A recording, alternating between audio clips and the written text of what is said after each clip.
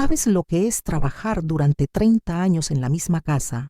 Conocer cada rincón, cada secreto, cada mancha que se esconde detrás de los muebles más elegantes, solo para descubrir al final que la persona que creías conocer mejor que a ti misma era capaz de guardar secretos tan oscuros que podrían destruir a familias enteras. ¿Te has preguntado alguna vez qué encontrarías si pudieras abrir todos los cajones cerrados, todas las cajas selladas, todos los sótanos prohibidos de las casas donde has trabajado? Déjame contarte una de las historias más perturbadoras y escalofriantes que han llegado a este canal. Una historia que me ha mantenido despierta durante meses enteros, no solo por la magnitud de lo que descubrí, sino por la pregunta que me atormenta cada noche. ¿Era yo una empleada leal que descubrió una verdad terrible? ¿O era una intrusa que violó la confianza de una mujer muerta que ya no podía defenderse? ¿Y qué pasa cuando la herencia que recibes viene con secretos que podrían mandarte a la cárcel por complicidad? Mi nombre es Esperanza. Tengo 73 años y durante 3 décadas de mi vida fui la empleada doméstica de la familia Santander, una de las familias más respetadas y adineradas de esta ciudad. Empecé a trabajar para ellos cuando tenía 40 años, recién enviudada, con 2 hijos adolescentes que mantener y una desesperación económica que me hacía aceptar cualquier trabajo que me permitiera poner comida en la mesa y pagar el alquiler de nuestro pequeño apartamento en los barrios populares. La señora Beatriz Santander era una mujer de 60 años cuando la conocí, elegante, refinada, con esa clase de belleza que viene no solo de los genes, sino de toda una vida de cuidados costosos y privilegios que la mayoría de nosotras solo podemos soñar. Estaba casada con don Armando, un hombre de negocios exitoso que manejaba varias empresas de construcción y que viajaba constantemente por trabajo. Tenían 3 hijos: Carlos, el mayor, que trabajaba en el negocio familiar; María Elena, que estaba casada con un diplomático y vivía en Europa; y Rodrigo, el menor, que había muerto en un accidente de auto 2 años antes de que yo llegara a trabajar con ellos. Desde el primer día que puse pie en esa casa, supe que estaba entrando en un mundo completamente diferente al mío. La mansión de los Santander tenía 2 pisos, un ático, un sótano, un jardín que parecía un parque público, y tantas habitaciones que me tomó semanas memorizar para qué servía cada una.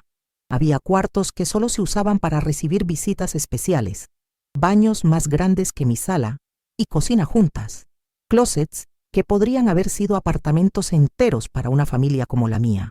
La señora Beatriz me recibió con una amabilidad que no esperaba. Me explicó mis responsabilidades con paciencia, me mostró dónde estaban los productos de limpieza, me presentó a Rosa, la cocinera que llevaba trabajando con la familia desde que los hijos eran pequeños, y me hizo sentir desde el primer momento que mi trabajo era valorado y respetado. Era una mujer exigente, sí, pero justa.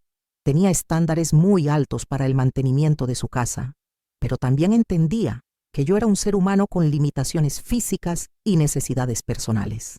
Durante los primeros años, mi relación con la familia Santander fue estrictamente profesional.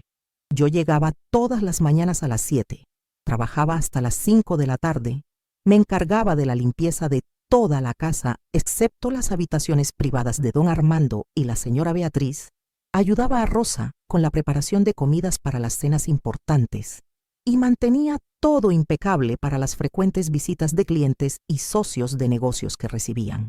Pero poco a poco, especialmente después de que don Armando muriera de un infarto cuando yo llevaba 5 años trabajando ahí, mi relación con la señora Beatriz empezó a evolucionar hacia algo más parecido a una amistad extraña, una de esas amistades que trascienden las barreras de clase social, pero que nunca pueden olvidar completamente que existen.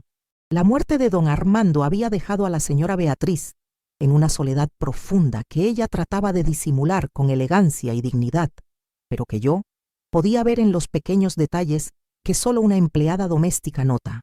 Empezó a quedarse despierta hasta muy tarde viendo televisión en la sala, cosa que nunca había hecho cuando su esposo estaba vivo. Dejó de cocinar completamente, incluso los desayunos simples que antes preparaba para sí misma. Comenzó a hablar conmigo mientras yo trabajaba, contándome anécdotas de sus hijos, de sus viajes, de los primeros años de su matrimonio, como si necesitara que alguien confirmara que esos recuerdos felices realmente habían existido. Carlos, el hijo mayor, visitaba a su madre una vez por semana, siempre los domingos por la tarde, pero era evidente que esas visitas se habían vuelto más una obligación familiar que un gesto genuino de cariño. Se sentaba en la sala principal, tomaba té con su madre durante exactamente una hora, hablaban de negocios y de asuntos prácticos, y luego se iba con la excusa de que tenía compromisos sociales que atender. María Elena llamaba desde Europa una vez al mes, conversaciones que yo escuchaba a medias mientras limpiaba habitaciones cercanas, conversaciones que siempre terminaban con promesas de visitar, pronto que nunca se cumplían. Fue durante esos años de soledad de la señora Beatriz que nuestra relación cambió de manera fundamental. Empezó a pedirme que me quedara después de mi horario de trabajo para acompañarla durante la cena, no como empleada, sino como compañía. Me contaba historias de su juventud, de cómo había conocido a don Armando, de los primeros años de su matrimonio cuando no tenían tanto dinero y vivían en una casa mucho más modesta. Me hablaba de sus hijos, especialmente de Rodrigo, el hijo que había muerto tan joven, con una nostalgia tan profunda que a veces se le quebraba la voz a mitad de una frase. Esperanza, me decía en esas tardes largas donde la luz del atardecer se filtraba por las ventanas enormes de su comedor. Tú eres la única persona que realmente conoce esta casa, que entiende lo que significa mantener vivos todos estos recuerdos. Mis hijos ven esta casa como una propiedad, como una inversión, como algo que heredar algún día, pero tú la ves como yo la veo, como un hogar que guarda las huellas de toda una vida. Esas palabras me conmovían profundamente, porque era cierto que yo había llegado a amar esa casa, de una manera que iba más allá de mi relación laboral con ella. Conocía el sonido que hacía cada escalón cuando alguien subía por las noches. Sabía exactamente cuánto tiempo tardaba el sol de la mañana en llegar a cada habitación. Había memorizado la forma en que la luz cambiaba en cada cuarto según la época del año. Había limpiado esa casa durante tantos años que se había convertido en una extensión de mi propio hogar. Pero había áreas de la casa que siempre permanecieron vedadas para mí. El estudio personal de don Armando, que la señora Beatriz mantuvo cerrado con llave después de su muerte. El ático, que según me había dicho, contenía solo cajas viejas con documentos y recuerdos que no valía la pena revisar. Y sobre todo, el sótano. Un espacio al que nunca había bajado en todos mis años de trabajo, y sobre el cual la señora Beatriz era extrañamente evasiva cada vez que yo preguntaba si necesitaba limpieza. El sótano está bien como está, me decía siempre con una sonrisa que no llegaba completamente a sus ojos. Es solo almacenamiento, cosas viejas que no valen la pena mover. No te preocupes por eso, Esperanza. Concéntrate en las áreas donde realmente vivimos. Durante años, acepté esa explicación sin cuestionarla demasiado. Al fin y al cabo, muchas casas grandes tienen sótanos llenos de trastos viejos, que los dueños prefieren mantener cerrados para no lidiar con el desorden. Pero había algo en la forma en que la señora Beatriz evitaba el tema del sótano que me causaba una curiosidad persistente, una de esas curiosidades que se van acumulando lentamente durante años hasta convertirse en una obsesión silenciosa. A medida que los años pasaban, mi relación con la señora Beatriz se había vuelto cada vez más estrecha. Yo era no solo su empleada, sino su confidente, su compañía constante, la persona que la acompañaba al médico cuando se sentía enferma, la que organizaba sus medicamentos, la que se quedaba con ella durante las noches difíciles cuando los recuerdos de don Armando y de Rodrigo la atormentaban hasta no dejarla dormir. Carlos y María Elena habían notado la cercanía entre su madre y yo, con una mezcla de alivio y resentimiento. Alivio porque sabían que ella tenía compañía y cuidado constante sin que ellos tuvieran que alterar sus propias vidas. Resentimiento porque era evidente que su madre confiaba más en mí que en ellos, que me contaba cosas que no les contaba a sus propios hijos, que me trataba más como familia que como empleada. Esperanza sabe todo sobre esta casa, le escuché decir la señora Beatriz a Carlos durante una de sus visitas dominicales. Ella podría administrar este lugar mejor que cualquier gerente profesional. Conoce cada detalle, cada necesidad, cada secreto de estas paredes. La palabra secreto se me quedó grabada en la mente. ¿Qué secretos podría tener una casa que yo había limpiado meticulosamente durante décadas? ¿Qué secretos podría guardar una mujer que me había confiado las historias más íntimas de su vida familiar? Fue durante mi 25º año, trabajando para la familia Santander, que la señora Beatriz empezó a mostrar signos de que su salud se estaba deteriorando. Nada dramático al principio, solo pequeños olvidos, momentos de confusión, días donde se sentía más cansada de lo normal.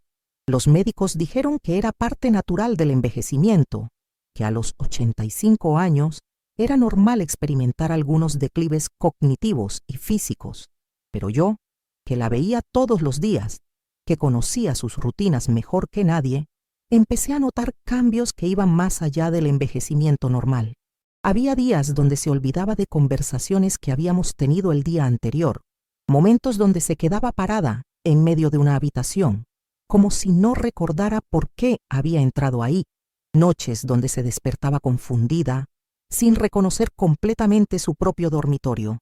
Durante esos meses difíciles, me convertí no solo en su empleada, sino en su cuidadora de facto.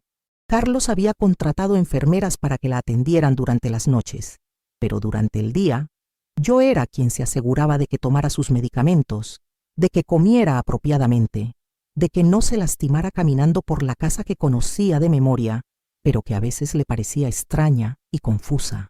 Fue durante uno de esos días difíciles que la señora Beatriz me dijo algo que cambiaría mi vida para siempre. Estábamos sentadas en su habitación, ella en su cama y yo en la silla al lado, organizando sus pastillas para la semana, cuando de repente me tomó la mano con una fuerza que no había mostrado en meses. Esperanza, me dijo con una claridad mental que contrastaba completamente con la confusión que había mostrado durante las últimas semanas. Hay algo que necesito decirte antes de que sea demasiado tarde. Algo sobre esta casa, algo sobre mi familia, algo que nadie más sabe y que nunca debería salir a la luz. Mi corazón empezó a latir más rápido. Después de tantos años de curiosidad sobre los secretos que pudiera guardar esa casa, finalmente iba a conocer al menos uno de ellos. ¿Qué es, señora Beatriz?, le pregunté con la voz más suave de la que fui capaz. Pero en ese momento, como si un interruptor se hubiera apagado en su mente, la claridad desapareció de sus ojos y regresó la confusión. Me miró como si no me reconociera completamente y me preguntó si yo era la nueva empleada que Carlos había contratado. Esa conversación interrumpida me persiguió durante semanas. ¿Qué había estado a punto de contarme? ¿Qué secreto guardaba la familia Santander que ni siquiera sus propios hijos conocían? ¿Y por qué había sentido la necesidad de contármelo a mí, una empleada, en lugar de confiar en Carlos o María Elena? Los últimos meses de vida de la señora Beatriz fueron una mezcla de momentos de lucidez extraordinaria y períodos de confusión profunda. Durante los momentos buenos, seguía siendo la mujer elegante e inteligente que había conocido durante tantos años. Pero durante los momentos difíciles, era como si se convirtiera en una extraña que habitaba el cuerpo de mi empleadora.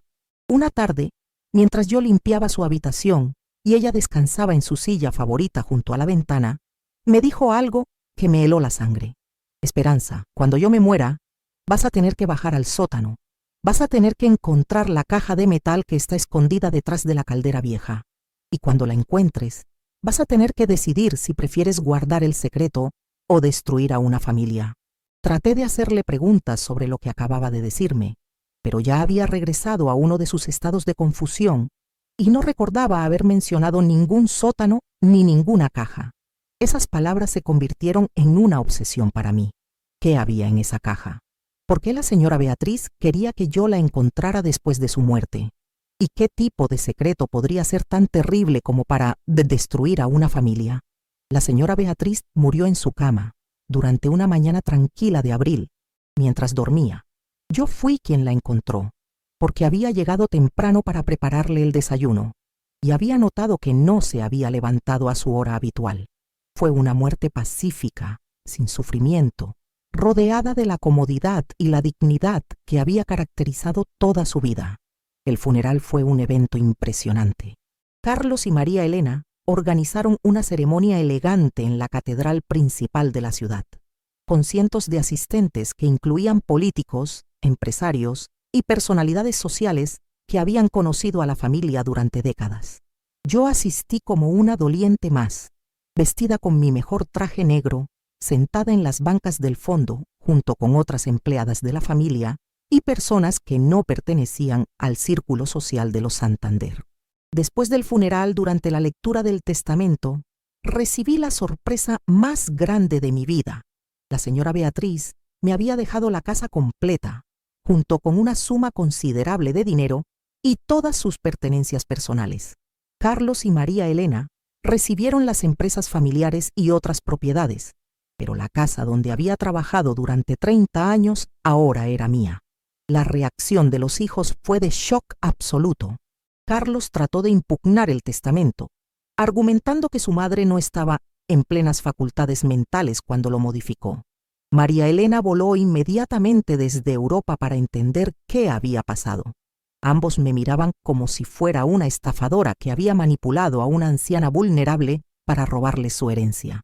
«Esto es ridículo», me dijo Carlos durante una confrontación tensa en la sala principal de la casa, que ahora era técnicamente mía. Mi madre no estaba bien de la cabeza durante sus últimos años. Es imposible que haya querido dejarle toda esta propiedad a una empleada doméstica. El abogado de la familia, un hombre mayor que había conocido a la señora Beatriz durante décadas, defendió la validez del testamento. Explicó que ella había modificado su testamento 3 años antes de morir, cuando aún estaba en perfectas facultades mentales, y que había sido muy específica sobre sus deseos. Había dejado grabado un video explicando sus razones, un video que nos mostró esa misma tarde.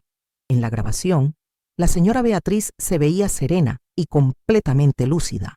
Explicaba que había decidido dejarme la casa porque yo había sido más que una empleada para ella, porque había sido la compañía y el cuidado que sus propios hijos no habían podido proporcionarle, porque había mantenido esa casa con amor y dedicación durante 3 décadas.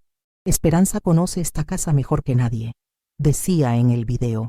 Ella la ha cuidado, la ha amado, ha sido su guardiana verdadera. Confío en que continuará protegiéndola cuando yo ya no esté. Pero había algo más en el video, algo que me confirmó que la señora Beatriz había planeado cuidadosamente esta herencia. Al final de la grabación, me miraba directamente a la cámara y me decía: Esperanza, cuando esta casa sea tuya, vas a entender completamente por qué te la he dejado. Vas a encontrar cosas que te van a confundir, que te van a asustar, que te van a hacer cuestionar todo lo que creías saber sobre esta familia. Pero confío en tu juicio, confío en tu sabiduría, confío en que tomarás las decisiones correctas. Esas palabras me dieron escalofríos. Era evidente que la señora Beatriz sabía exactamente lo que estaban haciendo cuando me dejó esa casa. No era solo un regalo por mis años de servicio.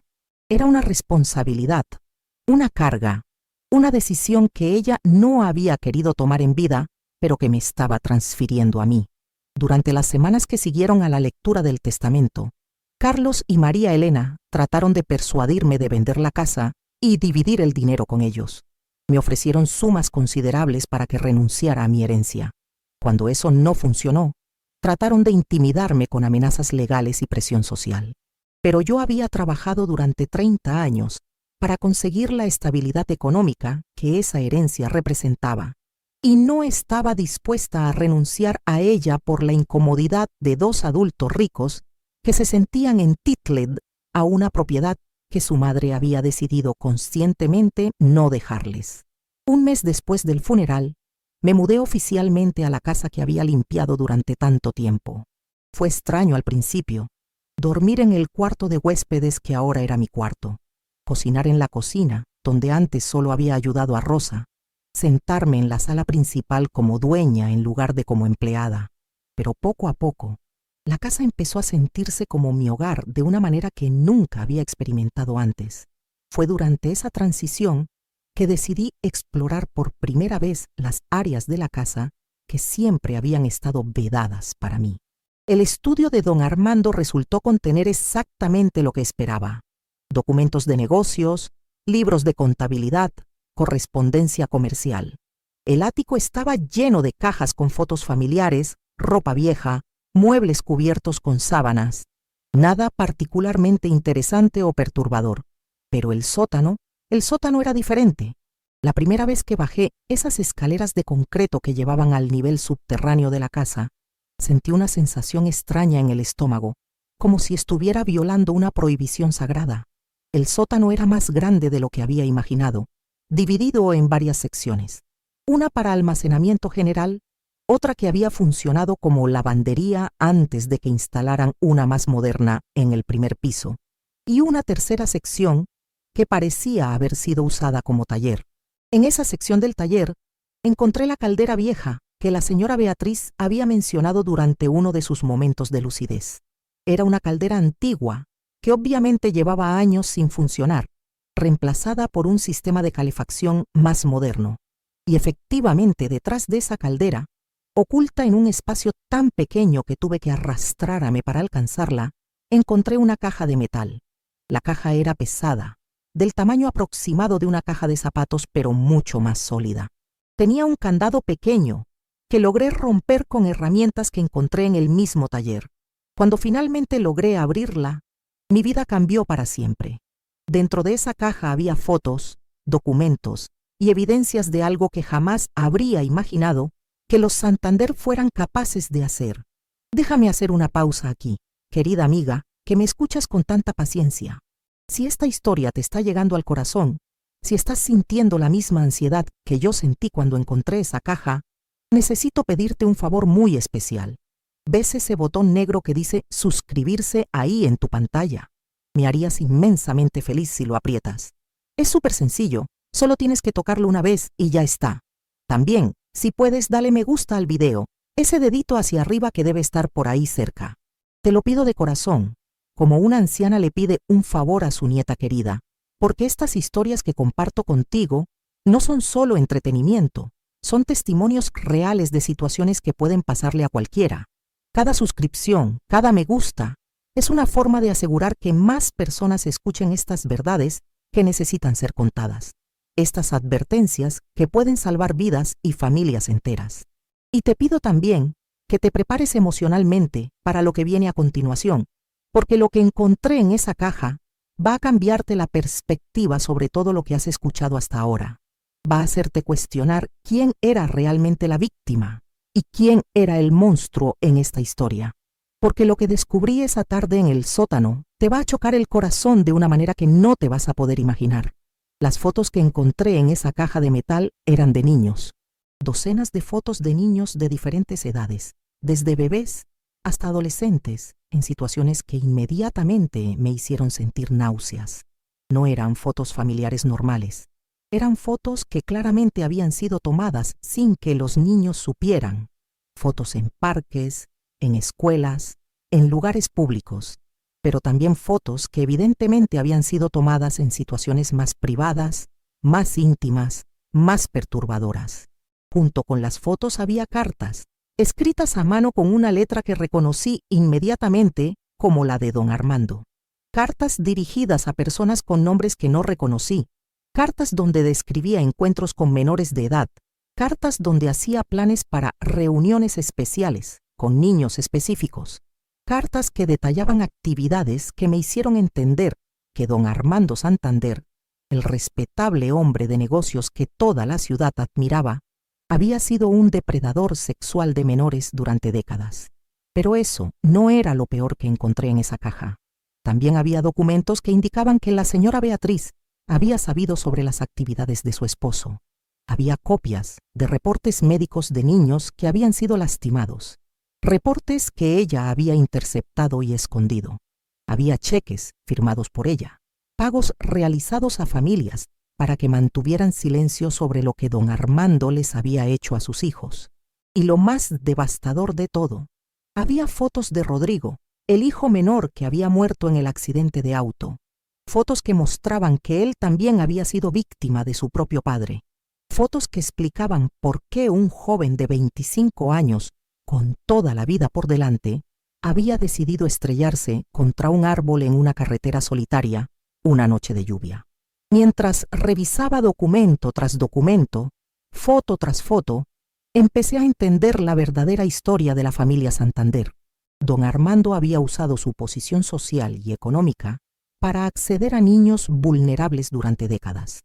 La señora Beatriz había descubierto sus actividades en algún momento, pero en lugar de denunciarlo, había elegido proteger la reputación familiar mediante sobornos y encubrimientos. Rodrigo había vivido con el trauma de ser víctima de su propio padre hasta que ya no pudo soportarlo más. Pero había algo más en esa caja, algo que me hizo entender por qué la señora Beatriz había sentido la necesidad de confesarme este secreto antes de morir. Había una lista, escrita con su propia letra, de todas las víctimas de don Armando que ella conocía. Más de 30 nombres de niños que habían sido abusados durante un periodo de casi 40 años. Nombres de niños que ahora serían adultos, muchos de los cuales probablemente seguían viviendo con el trauma de lo que les había pasado. Junto a esa lista había otra lista, esta de familias que habían recibido dinero para mantener silencio. Cantidades específicas, fechas de los pagos, compromisos de confidencialidad firmados por padres desesperados que habían elegido el dinero sobre la justicia. Al final de todo este material perturbador, encontré una carta dirigida específicamente a mí, con mi nombre escrito en el sobre. La letra era de la señora Beatriz, pero era una letra más temblorosa de la que recordaba, escrita probablemente durante sus últimos meses de vida. Querida Esperanza, decía la carta, si estás leyendo esto, significa que has encontrado la evidencia de los crímenes más terribles que se han cometido en esta casa. Significa que ahora cargas con la misma carga que yo he cargado durante más de 30 años. El conocimiento de que mi esposo era un monstruo y yo fui su cómplice por cobardía y por vanidad. La carta continuaba explicando que la señora Beatriz había descubierto las actividades de don Armando cuando Rodrigo tenía 12 años, que había encontrado fotos similares en el estudio de su esposo. Pero en lugar de proteger a su propio hijo y denunciar a su esposo, había elegido confrontarlo privadamente y llegar a un acuerdo para que las actividades pararan. Armando me prometió que nunca más tocaría a un niño, continuaba la carta. Yo quise creerle porque la alternativa era destruir nuestra familia, arruinar nuestra reputación, admitir ante el mundo que había estado casada con un pedófilo durante años sin darme cuenta. Pero Armando no paró, solo se volvió más cuidadoso y yo elegí no ver, no saber, no investigar demasiado profundamente. La señora Beatriz explicaba en la carta que había comenzado a pagar a las familias víctimas no desde un sentido de justicia, sino desde un sentido de autopreservación. Cada pago era una forma de comprar silencio, de evitar que el escándalo saliera a la luz, de mantener la fachada de respetabilidad que había construido durante décadas. Cuando Rodrigo se mató, continuaba la carta con una letra cada vez más temblorosa, supe que había sido mi culpa tanto como de Armando. Yo había tenido la oportunidad de proteger a mi propio hijo y había elegido proteger mi estatus social en su lugar. Rodrigo murió odiándome, sabiendo que yo sabía lo que su padre le había hecho y que había elegido no hacer nada para detenerlo. La carta terminaba con una súplica. Esperanza, te he dejado esta casa y esta evidencia porque confío en que harás lo que yo nunca tuve el valor de hacer. Estas víctimas merecen justicia. Sus familias merecen saber que no fueron las únicas. Pero también entiendo si decides que es demasiado tarde, que demasiadas personas han muerto, que revelar todo esto ahora solo causará más dolor. La decisión es tuya. Solo te pido que, cualquiera que sea tu decisión, sepas que durante todos estos años has sido la única persona genuinamente buena en esta casa. Después de leer esa carta, me quedé sentada en el piso frío del sótano durante horas, rodeada de evidencia de crímenes que habían sido encubiertos durante décadas. Mi mente era un torbellino de emociones contradictorias. Rabia hacia don Armando por ser el monstruo que había sido. Rabia hacia la señora Beatriz por haber sido cómplice de esos crímenes. Rabia hacia mí misma por haber trabajado durante 30 años en una casa que había sido el centro de tanto sufrimiento sin darme cuenta. Pero también sentía una profunda tristeza por todas las víctimas, especialmente por Rodrigo, cuyo suicidio ahora entendía como el acto desesperado de un joven que no había encontrado otra forma de escapar del trauma que llevaba cargando desde la infancia. Durante los días que siguieron a mi descubrimiento, no pude dormir, no pude comer apropiadamente, no pude concentrarme en nada que no fuera la decisión que tenía que tomar. ¿Debía llevar toda esa evidencia a la policía? ¿Debía buscar a las víctimas que aún estuvieran vivas y contarles que tenía pruebas de lo que les había pasado? ¿O debía quemar todo y permitir que los muertos descansaran en paz? La decisión se volvió aún más complicada cuando me di cuenta de que revelar la verdad no solo afectaría a don Armando y la señora Beatriz, que ya estaban muertos, también destruiría la vida de Carlos y María Elena, que aparentemente habían vivido toda su vida sin saber la verdad sobre su padre. Carlos tenía hijos propios, una familia, una reputación profesional que se vería arruinada si se revelara que era hijo de un pedófilo. María Elena vivía en Europa, donde había construido una vida completamente nueva, lejos de los secretos familiares. Pero cada vez que consideraba la posibilidad de mantener todo en secreto, pensaba en las víctimas. Pensaba en niños que habían crecido creyendo que nadie sabía lo que les había pasado, que nadie se había preocupado lo suficiente como para buscar justicia para ellos. Pensaba en familias que habían sido compradas con dinero, que habían vivido durante décadas con la culpa de haber aceptado dinero a cambio del silencio sobre el abuso de sus hijos. Después de una semana de deliberación agonizante, tomé una decisión que cambiaría todo. No podía cargar sola con ese secreto como lo había hecho la señora Beatriz durante tantos años. No podía ser cómplice de esos crímenes mediante mi silencio. Las víctimas merecían justicia, incluso si esa justicia llegaba décadas tarde. Llamé a la policía. La investigación que siguió a mi denuncia fue como un terremoto que sacudió toda la ciudad. Los medios de comunicación cubrieron la historia durante semanas, describiendo cómo la evidencia encontrada en el sótano de la Mansión Santander había revelado una red de abuso sexual infantil que había operado durante décadas bajo la protección del estatus social y económico de la familia. Varias de las víctimas que aparecían en la lista de la señora Beatriz se presentaron voluntariamente para dar testimonio, confirmando que habían sido abusadas por don Armando cuando eran niños. Algunas familias admitieron haber recibido dinero para mantener silencio, dinero que habían aceptado porque no sabían cómo más proteger a sus hijos o porque necesitaban desesperadamente los recursos económicos. Carlos y María Elena enfrentaron un escrutinio público devastador. Aunque las investigaciones confirmaron que ellos no habían sabido sobre las actividades de su padre, fueron juzgados socialmente por pertenecer a una familia que había encubierto crímenes tan terribles. Carlos perdió varios contratos comerciales importantes cuando sus socios decidieron distanciarse de cualquier cosa relacionada con el apellido Santander.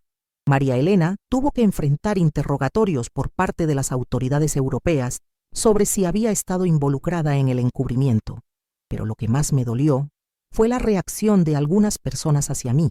Había quienes me consideraban una heroína por haber expuesto la verdad y haber buscado justicia para las víctimas, pero también había quienes me veían como una traidora, como una empleada sin escrúpulos que había destruido la reputación de una familia que la había tratado bien durante 30 años.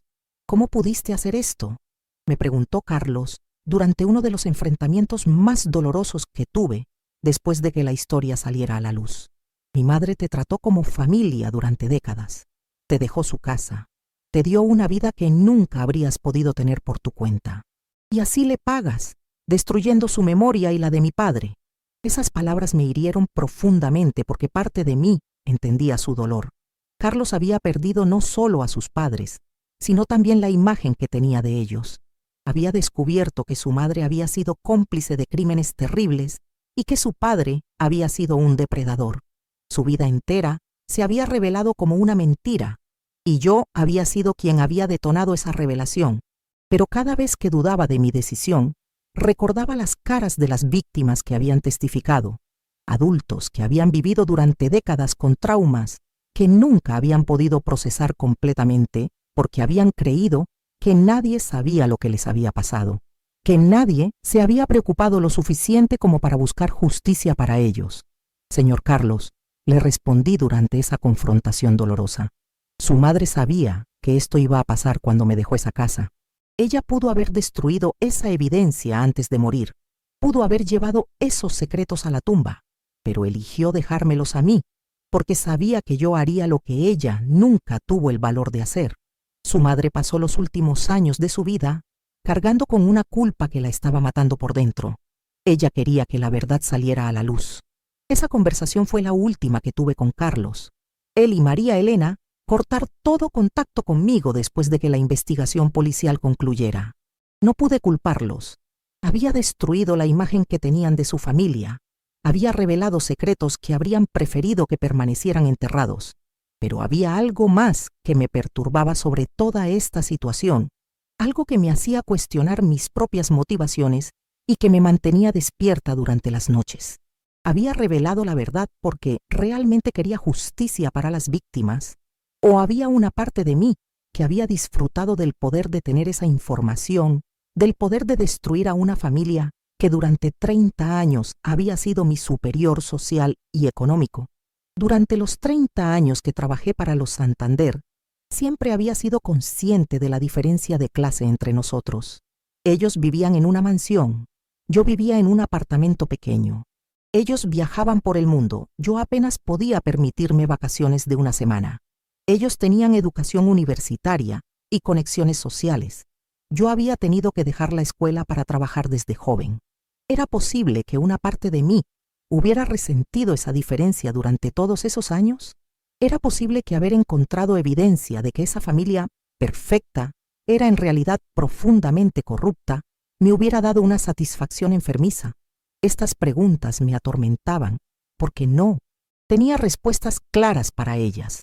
Es muy difícil examinar nuestras propias motivaciones con total honestidad, especialmente cuando esas motivaciones pueden incluir emociones que no nos gusta admitir que tenemos. Lo que sí sabía era que, independientemente de mis motivaciones personales, las víctimas habían recibido algo que se merecían. Reconocimiento de que lo que les había pasado había sido real, había sido terrible y había sido encubierto durante demasiado tiempo. 2 años después de que saliera toda la historia a la luz, recibí una carta de una mujer llamada Patricia, una de las víctimas que había testificado durante la investigación. En la carta me agradecía por haber tenido el valor de revelar la verdad. Me contaba que finalmente había podido procesar su trauma apropiadamente después de décadas de silencio, y me decía que había comenzado a trabajar con una organización que ayudaba a otros sobrevivientes de abuso sexual infantil. Señora Esperanza, decía la carta, durante 40 años viví creyendo que era la única, que nadie sabía lo que me había pasado, que nadie se había preocupado lo suficiente como para buscar justicia para mí, saber que había evidencia, saber que había otras víctimas, saber que finalmente la verdad había salido a la luz, me ha dado una paz que nunca pensé que podría encontrar. Esa carta me ayudó a confirmar que había tomado la decisión correcta, pero no eliminó completamente mis dudas sobre mis propias motivaciones. Ahora vivo sola en la casa que la señora Beatriz me dejó, una casa que se ha convertido simultáneamente en mi hogar y en un recordatorio constante de los secretos terribles que guardaba. He convertido el sótano en un espacio de almacenamiento normal, pero nunca he podido deshacerme completamente de la sensación de que esas paredes han visto demasiadas cosas terribles. Algunos días me siento orgullosa de haber hecho lo correcto, de haber dado voz a víctimas que habían sido silenciadas durante décadas. Otros días me pregunto si debería haber encontrado una manera más privada de buscar justicia, una manera que no hubiera destruido públicamente a una familia entera. Pero la pregunta que más me atormenta es esta: ¿fui yo realmente una empleada leal que descubrió una verdad terrible y tuvo el valor de revelarla? ¿O fui una intrusa que violó la confianza de una mujer muerta, que encontró secretos que no estaban destinados para mis ojos y que los usó para destruir a una familia que me había tratado bien durante 30 años? La respuesta a esa pregunta depende de cómo interpretes la decisión de la señora Beatriz de dejarme esa casa junto con esa evidencia. ¿Me dejó todo eso porque realmente quería que la verdad saliera a la luz? ¿O me dejó todo eso como una carga, como un castigo por haber sido testigo silenciosa de una familia que guardaba secretos terribles? Nunca lo sabré con certeza, porque la señora Beatriz se llevó sus verdaderas motivaciones a la tumba. Lo que sí sé es que 30 años de trabajar en esa casa me habían convertido en algo más que una empleada. Me habían convertido en la guardiana de los secretos familiares, en la testigo de las mentiras que mantenían unida a esa familia, en la única persona que conocía realmente todos los rincones oscuros de esas paredes. Y tal vez esa era exactamente la responsabilidad que la señora Beatriz quería transferirme. No solo la propiedad de una casa, sino la carga de decidir qué hacer con las verdades terribles que esa casa guardaba. Querida alma, que me has escuchado hasta el final de esta confesión tan dolorosa, si esta historia te ha tocado profundamente, si te ha hecho reflexionar sobre la justicia, la lealtad, la clase social y el precio de guardar secretos, te pido de corazón que hagas algo por mí. Dale me gusta a este video. Aprieta ese dedito hacia arriba que ves ahí en tu pantalla. Y si puedes, suscríbete al canal. Aprieta ese botón negro que dice suscribirse. Es muy sencillo. Solo tienes que tocarlo una vez y ya está. Te lo pido porque estas historias que comparto contigo no son solo entretenimiento. Son testimonios reales de situaciones complejas que nos obligan a examinar nuestras propias motivaciones, nuestras propias decisiones morales, nuestras propias responsabilidades hacia la justicia y la verdad.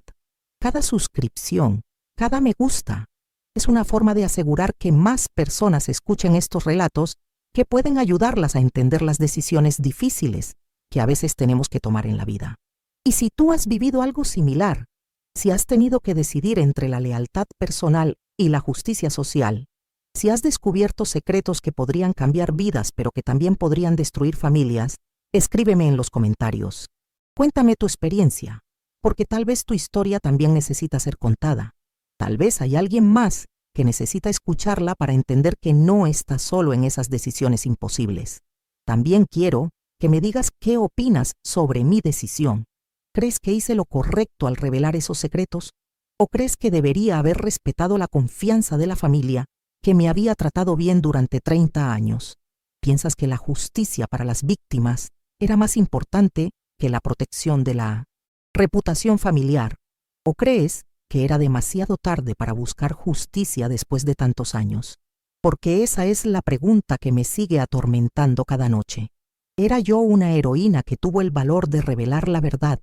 ¿O era yo una traidora que destruyó a una familia por venganza personal, disfrazada de justicia social? Tal vez la respuesta sea que era un poco de ambas cosas. Tal vez esa sea la naturaleza de las decisiones morales complejas. Nunca son completamente puras. Nunca están completamente libres de motivaciones contradictorias. Nunca son tan simples como nos gustaría que fueran. Lo que sí sé es que vivo cada día con las consecuencias de mi decisión, en una casa que me recuerda constantemente tanto los privilegios que recibí como los secretos terribles que revelé. Y cada día me pregunto si, enfrentada con la misma situación otra vez, tomaría la misma decisión o encontraría una manera diferente de manejar esa carga imposible. Todos los días te espero aquí, con nuevas historias que te van a desafiar moralmente, que te van a hacer cuestionar tus propias creencias sobre la justicia y la lealtad, que te van a recordar que la vida real es mucho más complicada que las historias simples de héroes y villanos. Hasta mañana, mi querida compañera de reflexiones morales. Hasta mañana, cuando te cuente otra historia que tal vez te ayude a entender un poco mejor las decisiones imposibles que todos tenemos que tomar en algún momento de nuestras vidas.